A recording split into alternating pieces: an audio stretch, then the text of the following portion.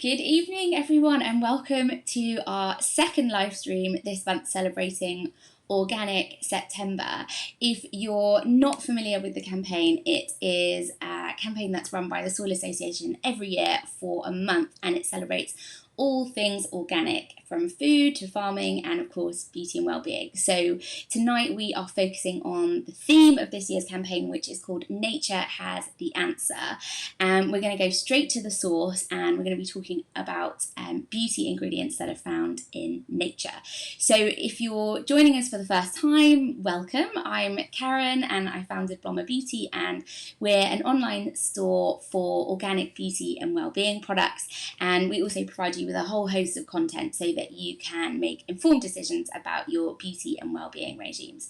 And I really love sharing the expertise and the stories of the founders behind the brands that we stock, and tonight we're going to hear from three of them who are ready to share why they love using organic ingredients, what inspires their formulations, and which product will suit your skincare regime best. So send us your questions if you've got specific skincare concerns, tell us your favourite ingredients, and get involved in the comment and the chat. So tonight I'm joined by Abby from Eau de Leek, Jane from Nom Nom Skincare, and Emma from True Skincare. Hi everyone. Hi. Hi. Hi. So let's start by going to Jane. Tell us a little bit about you and your brand. So Nom Nom is a obviously certified organic pregnancy and baby skincare range, and it was formulated using my 20 years experience as a nutrition and massage therapist, and my whole focus was working with pregnancy and baby. Great. And Emma, how about you? So I'm True Skincare. So following my career in premium beauty, I used to lead the marketing for a number of high price point, kind of high profile brands. And it was this experience which gave me some insight into how much it actually costs to make these products, how much water is going into them, and how little legislation there is when it comes to making natural and organic beauty claims. So I've kind of went on my mission and created True Skincare, which is certified organic, vegan friendly, natural, made in the UK, Leaping Bunny approved, but also waterless in formulation, whilst remaining accessible with regards to both availability and price. So it's really about ensuring that organic products are in the reach of everyone, not just people with the high paycheck. Great, lovely mission. And Abby, how about you? Hi, so Eau de Leek, which means power of nature, is again a certified organic skincare, but also hair care and makeup brand. We make it all from our eco factory in Suffolk, and it's a company that I founded with my mum 17 years ago now, which brought together all the formulations that she'd created as a medical herbalist for all sorts of skin problems, starting with our family eczema back in the 1980s, right through to people who had asked her to make a natural shampoo, and our shampoo was the very first one certified by the Soil Association back in 2003. Wow. So we're still here, we're still going. Amazing, amazing. It's such a long-standing brand as well. So I'm just going to go around and ask each of you, why do you choose to formulate with natural rather than synthetic ingredients? Jane? So with my background in nutritional therapy, it's applying the same principles really. You know, I would always recommend having whole foods and food that has, you know, been in its, you know, as most natural state as possible. You know, rather than highly processed foods or fast foods. So it's just applying that same principle to what you put on your skin, and using plant-based ingredients rather than the synthetic chemicals. Yeah. You know, and a lot of them, you know, can be irritating and have potentially harmful effects. Great. Abby, how about you? Oh, Abby, I think you've left your mute on. Sorry. That's better. So yeah, we're both, and everyone within the brand is absolutely passionate about the power of nature and what botanical ingredients can achieve when they're used correctly, and how they can heal and how they can improve our skin. And I think it's also important to recognize the safety aspect as well, because the body cannot recognize and process synthetic sort of foreign substances, and so they can often accumulate in tissues and have the potential over time to cause allergic skin reactions such as contact dermatitis or eczema, or disrupt other systems in the body. Yeah, and I think it's a lot of the time it's those unknown reactions that you can't put your finger on that might lead you down the path of switching to using natural ingredients. Emma, do you have a different reason as well, or is it much the same as Jane and Abby? It's very much the same, I think. There's so much that our world has to offer, and obviously we have to have the same respect for it, and as it kind of does for us. But in terms of the vitamins and the fatty acids, and there's just so much goodness in natural ingredients, that why wouldn't you kind of use something which it is naturally grown as opposed to being made in a lab. But of course, there are natural ingredients out there which do have detrimental effects, just in the same way that there are synthetic chemicals out there that have the same. There's just been really sensible about it, to be honest. Yeah, great. And then that's sort of why you take ingredients from nature, but why specifically do you think organic ingredients are so important to use, Jane? Organic has always been really important to me, and I think you're reducing the synthetic chemicals at the growing stage of the ingredients, as well as in the formulating stage. So it's the whole way through, and it's also for the beneficial effects in terms of the environment. So better for our soil and for the waterways, and protecting farm workers and wildlife. So I think the statistic is there's 50% more wildlife on organic farms than conventional farms. Yeah. And because mine is a range for, aimed at babies, it's about thinking about the health of the planet for the future generations as well.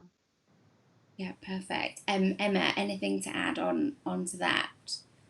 Why you specifically well, just with organic ingredients? Sure. So just with regards to the environmental impact, through organic farming, carbon is stored in our soil, which obviously kind of offsets a lot of the emissions that we are generating in everyday life through the cars that we use, the aeroplanes that we fly, etc. And as Jane mentioned, in terms of the farming, it's better for the people that are the farmers. But it's also, when you are Soil Association certified, it's about sustainability and responsible sourcing. So that's another really important aspect.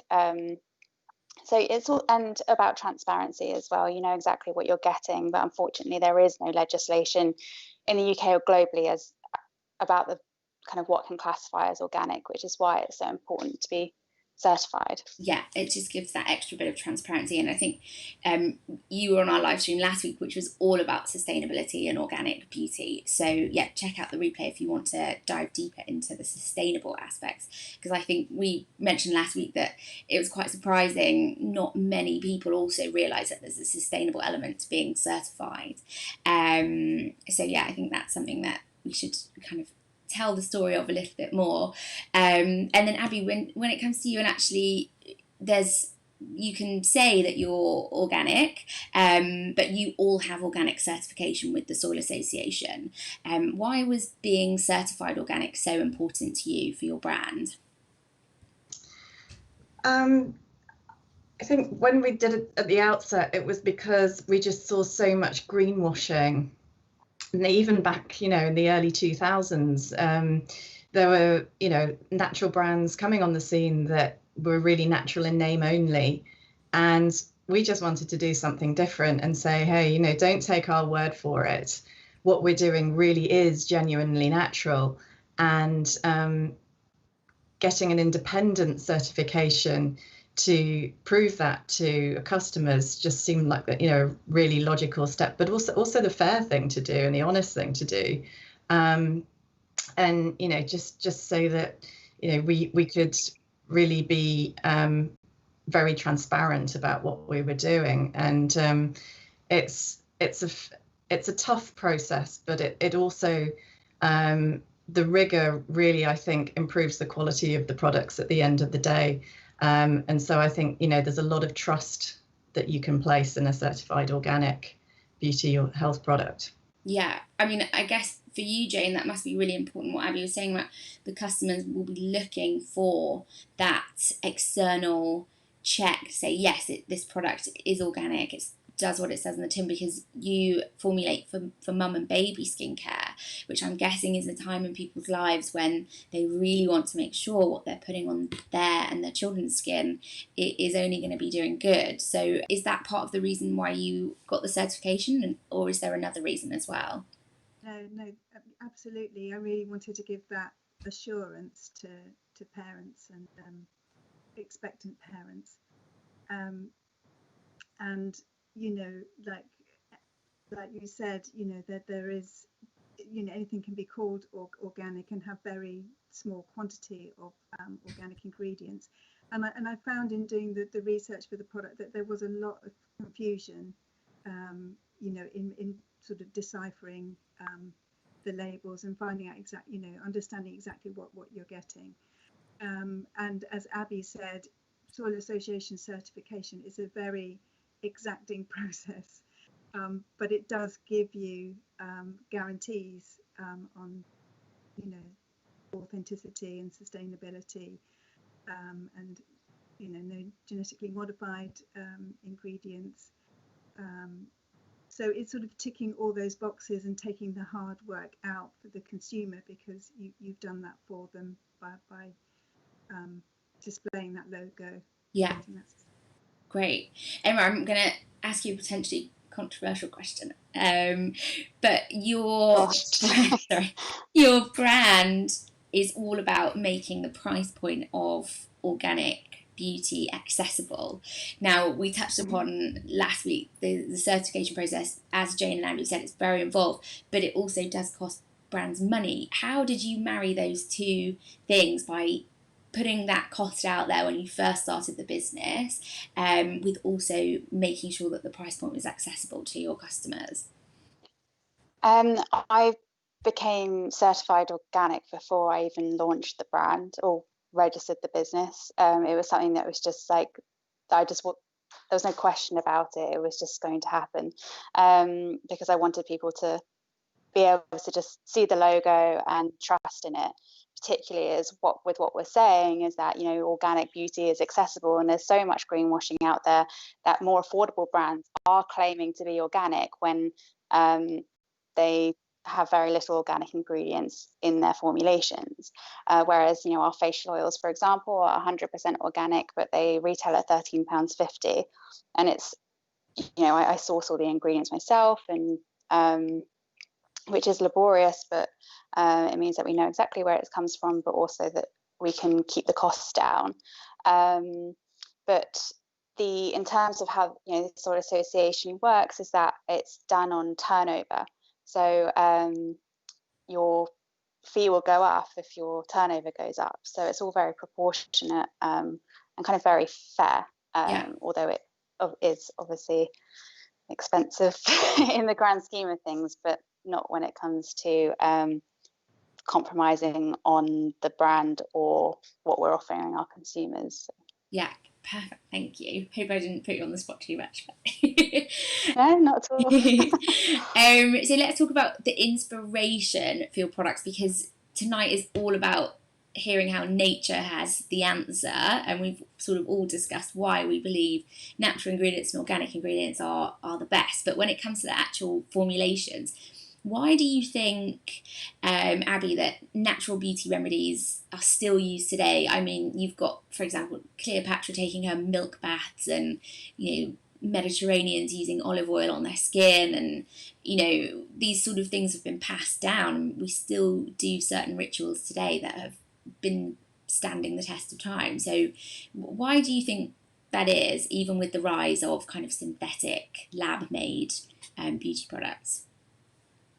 Yeah, things have really come full circle, haven't they? You know, we had our decades of going to synthetics and have come back to the old sort of natural remedies. And I think that the part of the reason is that these days we've got some great scientific research showing just how effective you know, the remedies are that you know, maybe thought of first thousands of years ago, but actually now the science backs that up, and there are many studies showing how the antioxidants, phytosterols, natural peptides in plant extracts can do extraordinary things, and can do much more even than, you know, some of the synthetic molecules that you'll find in even, you know, more expensive beauty products, in fact.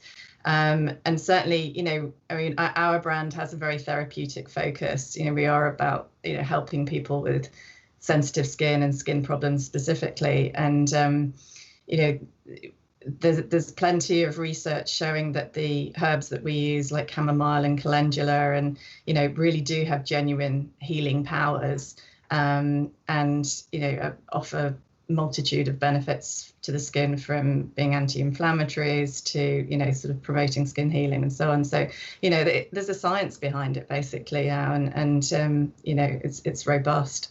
Yeah, perfect. Thank you. And Jane, are any of your products inspired by maybe some natural remedies or anything that's maybe passed down to you personally? Because I think when it comes to, you know, mum and baby skincare, my mum used things on me that had used on herself when she was growing up. So kind of goes with the territory, maybe. I think that my background as a massage therapist is really key, and so the products are made to be used in conjunction with massage to get the maximum benefit from those. So, you know, and that's something that people have done for centuries, is to do massage with oils on their baby's skin. Great. And how do you get inspired for your formulation? So I find choosing all of the products to stock on our website a really lovely process, but I don't think I would have the skill to think, oh, today I'm going to mix up a little bit of, you know, shea butter and calendula and all of these things together. How do you go through that process of knowing what to formulate and what benefits it's going to have for the skin? We'll go through each of you for that one. So Emma, do you want to kick things off? Sure. So because of my background in skincare specifically, I was very exposed to kind of the different properties of natural and organic skincare, and but also on the other side in terms of the high performance elements, so the benefits of vitamin A and vitamin C, hyaluronic acid, etc.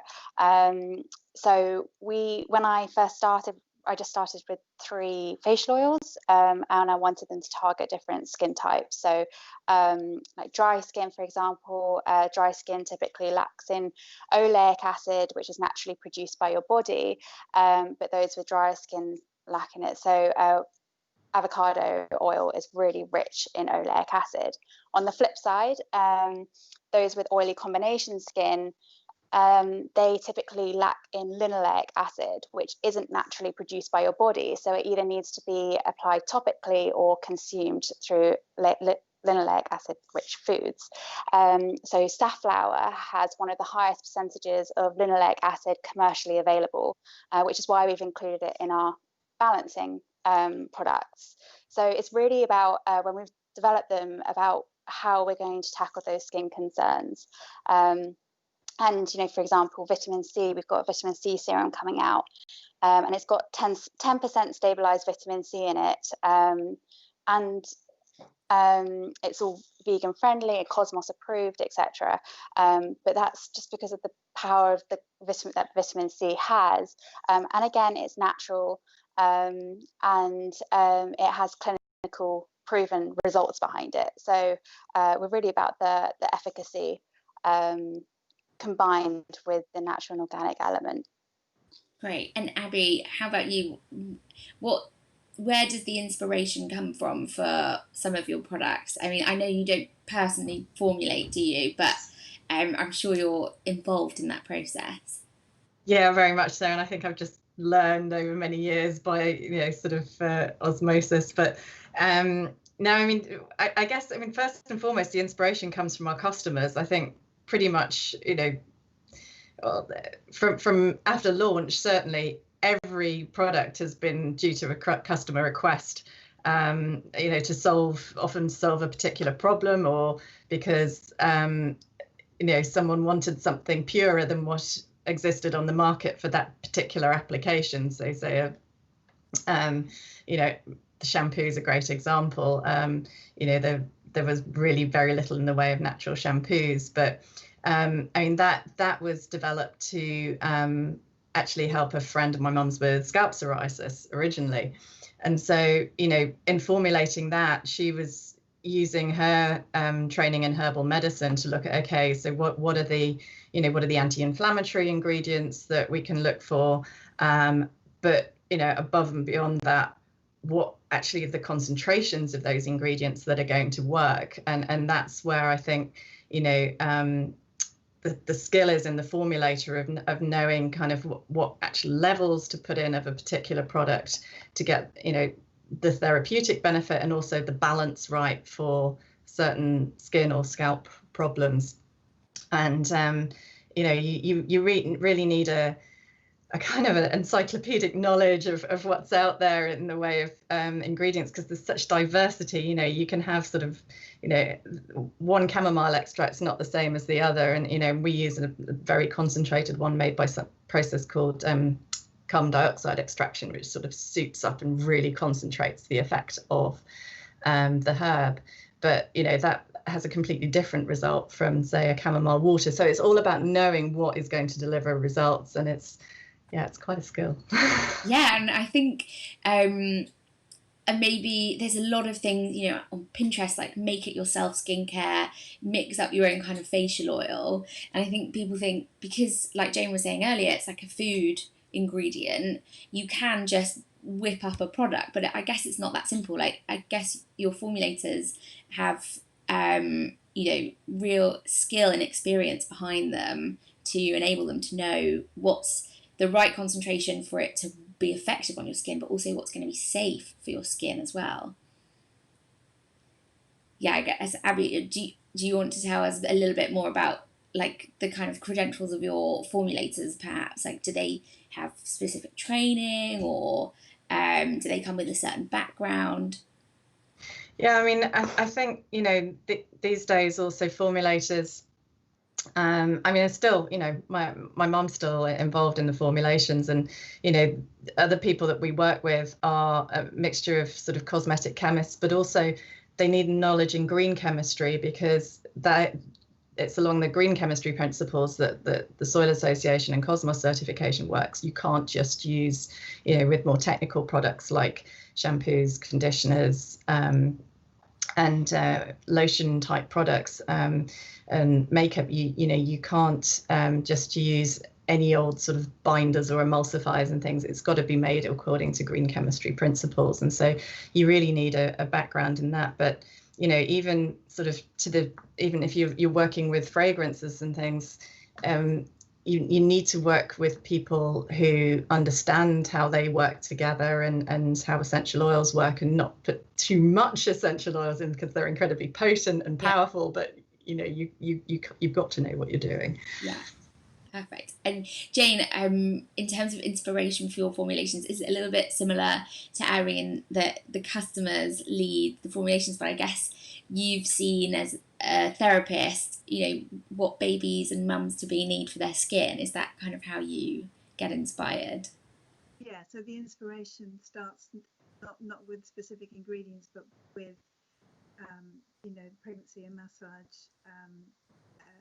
My pregnancy and baby clients, and the particular skincare issues that they have with, and so looking at, you know, helping with cradle cap issues around stretching skin during pregnancy or preparation for birth and labour, and then then it's about finding the ingredients that are safe, because, you know, certain herbs or essentials are not suitable for babies, and you know, then it's looking at studies and finding which are the most suitable for the job that you want to do. Okay, perfect. And then how does that process look? You're starting with a skin concern, Jane, and then I guess where do you go from there? You said maybe research the right ingredients, but how do you test your formulations? How do you make sure that they're safe, and how long does it take for them to be ready to be sold to your customers? So there's a lot of kind of alchemy involved, you know, a lot of trying different combinations to get all the components right, and then research and testing with your target market. So you know, for me, I already had my target market there in my clients, so they were very willing volunteers, you know, trying products and giving feedback, you know, and then, you know, having more dedicated focus groups. Great, thank you. And Emma, Faith says, I can't wait for the True Skincare Vitamin C. Is it suspended in an oil, I'm guessing? Can you tell us any more about your new product? No, so it's quite a unique product, and we've got a toner launching as well, which will have the same base. So we have sourced an ingredient which is waterless. In fact, the whole extraction process is waterless, and it's from the pine tree. So it's actually a serum, and I've actually, if I can open it with one hand, I do have it here next to me. I'm just having to hold my phone. But it's a really lightweight serum, so it sinks in, absorbs immediately, so then you can put your oil on top of it, so you're not having to put oil on top of oil. But yeah, as I mentioned, it's got 10% stabilized vitamin C. It's all vegan friendly. The vitamin C that we've used is clinically proven, and it's also got the vitamin C has got the approval from the Soil Association as well, which is quite challenging. I've discovered. And how long did it take? Yeah, we're really excited. How long did it take you to develop this product? So it's taken 18 months for the formulation. And then it's gone into challenge testing as well, which we discussed last week. We've typically challenge testing, that's when they kind of test to see whether bacteria grows on the product. It's typically used using a bovine gel. However, even our challenge testing is vegan friendly. We use a vegan gel, a vegetable gel. Yeah, so now it's all ready to go finally. But the testing then takes 4 months. So okay, I mean, it must be a great feeling, Abby, to develop products, I guess, for such a long time, and you maybe feel like you know them intimately throughout that whole development process. Then what does it feel like when you actually launch it to market and you see people reviewing it, using it, and loving it? Is it a feeling you can't top? Yeah, it's tremendously rewarding, and particularly you know, when it makes such a difference to somebody. I mean, I think a good example is the makeup range that we developed. It took a long time. It was really tricky. But then you get people commenting that, well, you know, I can wear lipstick and I haven't been able to for years and years and years. And that's what really kind of makes everything worthwhile for us. It's kind of making that difference to people who, you know, have just not been able to enjoy certain products before, or indeed, you know, get other kind of benefits from using the products, and just, you know, bring a little joy, basically. Yeah. That's really fun. Right. We've had another question. What do the founders feel consumers are wanting from this sector, I guess, the organic beauty sector? Do you see an increase in consumers wanting these types of products? I mean, for me, certainly at Blomma, during COVID, I've seen a lot of new customers come through, because I think people are looking at what, you know, their health, and thinking of other ways that they can be healthy, not just in the foods that they eat, but what they're applying topically to their skin. Would you guys all echo that? Jane, have you seen people, you know, shift towards an organic kind of mindset when it comes to their skincare? Yeah, I think people are becoming much more concerned about their well-being and about sustainability issues in general. I mean, years ago, when I was doing my nutritional therapy training, I worked in a few different health food stores, and the range that we would have then for skincare was really small, and it was sort of very worthy and not very appealing. And I think things have developed so much since then, and there's so much choice now, and that, you know, products look good and they feel good, and they work very effectively. Yeah, I think to touch upon the point of do we see an increase? I mean, I remember at our very first speaker event, which Emma did with us, you were saying how you think organic beauty is going to become the new free-range eggs. It's going to become super mainstream, because it will just be the standard. Do you still think that's true 2 years on? Yeah, absolutely. I do love my food analogies, but yeah, so I absolutely, yeah, do believe that. And in context, it's basically, my point was that people are going to expect products to be natural and organic, and not have to pay a premium for it in the same way that we do that with free range eggs now. So there's a bit more context behind it. But yeah, absolutely. You know, we can see that in the increase in sales of certified organic and natural products from the latest Soil Association report. And I think in the UK, just certified organic and natural beauty is worth £106.4 million in the UK alone. So we're seeing that increase more and more.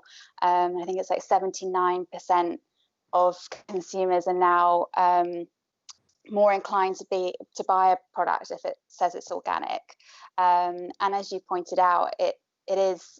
We've definitely seen a huge spike because of since COVID came around, and also as people are starting to become more aware of our planet, but also with regards to what Abby touched on earlier, the results that natural ingredients are starting to show, because, you know, there are some incredible ingredients out there which are as effective, if not more effective, than those made in a lab. So yeah. And let's talk ingredients. So are there specific ingredients that you kind of always tend to formulate with because you think they're just so beneficial for the skin? Jane, have you got a favourite ingredient or one you want to share with everyone? I tend not to use the same ingredients, so it would be really much easier to have a generic base and then add some essential oils, or a fragrance. But you know, for each product, I'm thinking about what I want it to do, the skin issue that it's targeting. So that means all the formulations are different for each product. but you know that it means you know it's more expensive and more complicated in formulating when you do it that way. Okay, cool. Abby, have you got a favourite, or are you the same as Jane? No product is the same. No, certainly no product's the same. I think we must have about 100 different raw materials, 100 different ingredients across our entire range of Eau de Leak products. I'd probably say large because we have a large range, but we also have hair care as well as makeup and skincare. But yeah, there are some. I mean, coconut oil, I think's a regular feature across a few of our products. It's just such a versatile oil for the skin and hair, and is absolutely packed with very useful fatty acids and vitamins, and it's the only oil that can properly penetrate the hair shaft as well. So it's got really unique conditioning properties for the hair, but it's also it's a wonderful oil on the skin, and that goes in everything from our creamy coconut cleanser to the shampoo to our scrubs, and yeah, it's probably a favorite, but we have there's lots. It's one I can think of on the spot, but yeah, we have lots of favorites, I think, in the herbs as well, with their healing powers too. Yeah. Emma, how about you? Well, much the same. Like the products are formulated according to the skin concern. We do the range is split into capsules. So we've got our green is for dry and sensitive skin. The yellow is for oily combination skin. And so, for example, in both our cleanser and our safflower and basil facial oil, we use safflower as a key ingredient, and just because of the benefits that I mentioned earlier. But it's really about kind of what is going to suit that skin type, but also the concern that they have. But it's so much fun. Like I love ingredients, and that first thing I do when I wake up in the morning, it's very sad. It's like start researching ingredients, see what's coming out on LinkedIn. Like I follow every single formulator in the UK out there. So yeah, it's just I find it absolutely fascinating, and there's always so many new innovations coming out when it comes to ingredients. So it's really exciting to see what's going to come out in the coming years as natural and organic beauty develops. Yeah, I'm like you. I like to know about the ingredients, and I really like to have all of the ingredients listed on the website for every product, but it's like this eternal work in progress, because as we launch new products and new brands, you're like, oh, there's this one other ingredient we just need to add to the library. So yeah, that's a big project for us at the moment. Let's talk about products now. So we're going to go through by skin type, and if you have a product that's particularly good for that skin type, let's share it with everyone, and hopefully it'll help inform some decisions they might have about which products to choose for their skin. So which of your products are best for dry skin? I'm guessing, Jane, you've got quite a few in your range, because dryness tends to be a big concern, maybe for first newborns. What's the tongue twister there. What is the most suitable product for dry skin in your range? There's two products. There's a baby oil and baby butter, and they're both 100% natural plant ingredients and 99.5% organic. So you've got a high level of extracts. With the baby butter, so shea butter and coconut, which Abby was mentioning, which is fantastic. And then also calendula, which is very good for and dry and irritated skin, and evening primrose, which is great for dry skin conditions. So in GLA. Great. And Abby, I guess let's go for sensitive with you. What products have you got that are suitable for sensitive skin? Because I know that's sort of like the heartbeat of the brand. So it depends, I guess, where. I mean, we've got I'm just reaching across here. So Rose Moisturizer, which looks like this when it's halfway through being used, don't mind.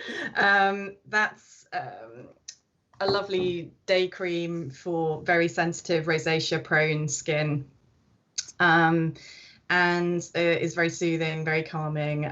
Rose is a marvelous ingredient for that purpose. But for sort of sensitive and very sort of eczema prone skin types all over the body, our repair lotion's kind of one of our flagship products as well, which is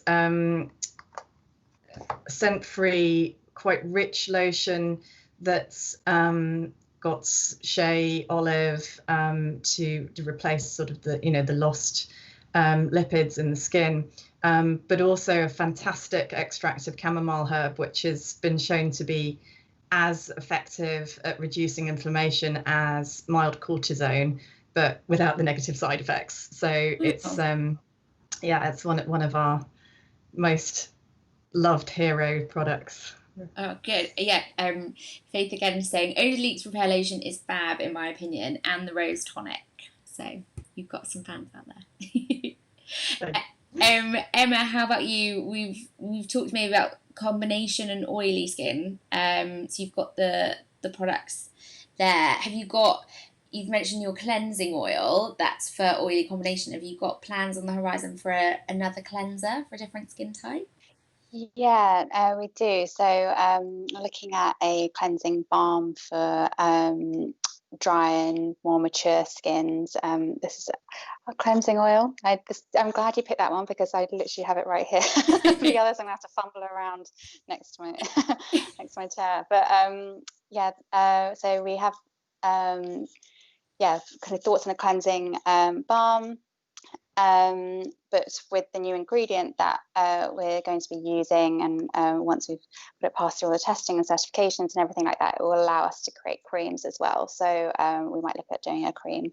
But we also have had requests for people with more sensitive skin about creating our cleansing oil without the essential oils in it. Even though we've got tiny amount of essential oils in there, it's I think it's just the texture is so lovely that people who are definitely more sensitive kind of want to use it, but just cautious. Yeah, I mean, it does smell really beautiful, and you can take eye makeup off with it, but maybe some people are a bit nervous about the essential oils on the eye area. So yeah, no, I think that would be great. And then I guess Jane as well, maybe as you're going through your pregnancy, would you notice like maybe some changes in your skin? Like, do people tend to get drier or oilier? Yeah, so there are lots of issues with the skin stretching. So it can sort of feel very tight, it can become a lot drier, and it can become very itchy. And then a lot of women, of course, are concerned about stretch mark prevention. So the stretch butter. So this, again, really high, 100% natural and 99.5% organic ingredients. And it's a combination of butters and oils that are really nourishing for the skin. So things like camellia oil, really high in fat-soluble vitamins like A, D, E, and K, and antioxidant polyphenols. So it really helps with, helping to prevent the stretch marks and with, reducing scar formation. Yeah. And then you mentioned earlier cradle cap as well. What would you suggest for cradle cap? So that's in the baby oil. So this is a dual purpose product. So it's for baby massage. So from my baby massage background, but also suitable for cradle cap. So the fantastic ingredient here is starflower oil, which is the highest plant source of something called gamma-linolenic acid, or GLA. And your body creates anti-inflammatory prostaglandins with this, so it's good for any sort of dry skin, but studies have shown that it's particularly beneficial for cradle cap, and I've had fantastic feedback from parents using this on them. Great, thank you. And then I think, we're having a lovely Indian summer at the minute, but I feel like it's the last hurrah, sadly, before we go into potentially lockdown winter and short days and darkness. But I think, maybe people have been out in the sun, maybe not going abroad, and been a little bit more lax with their sun cream than they would. So maybe what would you suggest, Abby, for things like pigmentation, sunspots? Yeah, so we have a product called Superfruit Concentrate, which very visibly demonstrates the vitamin power of genuinely sort of really beautiful organic extracts, because it's a really vibrant sort of deep orange, and that all comes, and what you're seeing there is the vitamins essentially. It's all kind of they're what gives the color, but they also are what brings the healing power. One particular ingredient in there, sea buckthorn, that's got a high level of something called palmitoleic acid, which decreases as you age in the skin. And so that's a good sort of replenishment, and that can help even skin tone, if people have got pigmentation, and just generally, replenish some of the lost nourishment in the skin. It's a very simple formulation. It's just pomegranate and sea buckthorn, rosehip, which is a marvelous ingredient, and jojoba and avocado. So lots and lots and lots of vitamins, gives a really lovely glow to the skin, as well as evening out the skin tone.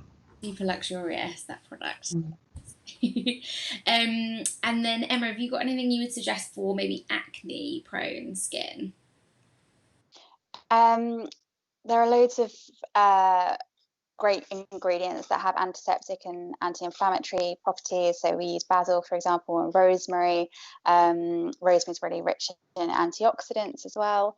But as I mentioned earlier, safflower, it has one of the highest concentrations of linoleic acid commercially available, so that helps to lock in moisture and regulate your sebum production. So your skin, if you use products such as the kind of the stripping and the drying products, you can cause the skin to try and overcompensate in the sebum production. So it's really about controlling that. Safflower is amazing for that. Yeah, I think we've been taught traditionally, if you've got breakouts, to like really strip the skin. Yeah.